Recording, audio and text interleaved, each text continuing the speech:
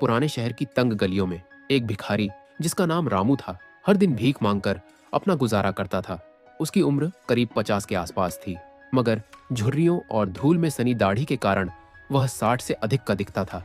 उसकी पीठ झुकी हुई थी, आंखों में थकान थी और हाथ में एक फटी हुई कटोरी। हर सुबह वह मंदिर के बाहर बैठ जाता और राहगीरों से कुछ सिक्के पाने की उम्मीद करता। रामू का जीवन हमेशा से ऐसा नहीं था। कभी वह एक बढ़ई था, अपने हुनर में माहिर, लेकिन एक हादसे में उसके हाथों की उंगलियां जख्मी हो गईं और वह काम करने में असमर्थ हो गया।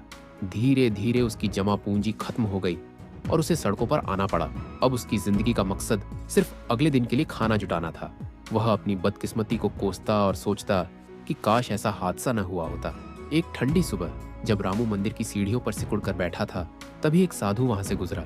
उसकी आंखों में अजीब सी चमक थी और चेहरे पर शांति। उसने रामू को देखा और मुस्कुराते हुए बोला, क्यों बेटा, इस तरह क्यों पड़े हो? रामू ने खींचते हुए कहा, क्या करें बाबा, किस्मत फूटी है।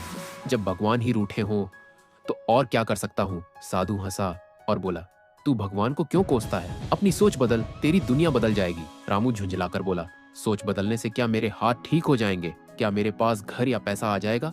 साधु ने गहरी नजरों से उसकी तरफ देखा और कहा, तू खुद को भिखारी मानता है, इसीलिए दुनिया तुझे भिखारी समझती है। अगर तू खुद को काबिल माने तो तेरा नसीब भी बदल सकता है। साधु की बातें रामू को समझ तो नहीं आई, मगर उसके दिल में कहीं एक चिंगारी सुलग उठी।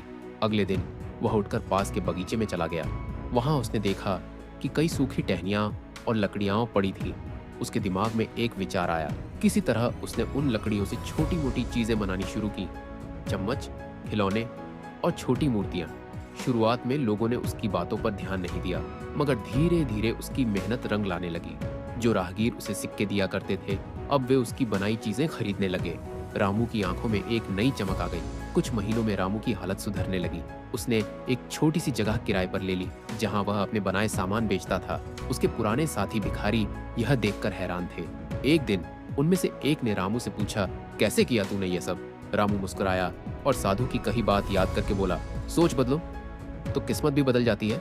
धीरे धीरे रामू का छोटा सा कारोबार बढ़ने लगा। अब वह सिर्फ खुद का पेट नहीं पाल रहा था, बल्कि 2-4 और लोगों को काम दे रहा था। उसकी मेहनत और नई सोच ने उसे भिखारी से एक सम्मानित कारीगर बना दिया। कुछ साल बाद रामू उसी मंदिर की सीढ़ियों पर खड़ा था, मगर इस बार वह एक भिखारी नहीं, बल्कि सफल व्यापारी था। उसी वक्त उसे वह साधु फिर से दिखाई दिया।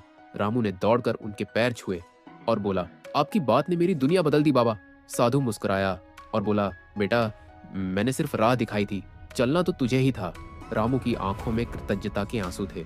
उसे समझ आ चुका था कि असली गरीबी पैसे की नहीं, सोच की होती है। अगर इंसान अपनी सोच को बदल ले तो कोई भी मुश्किल उसे रोक नहीं सकती।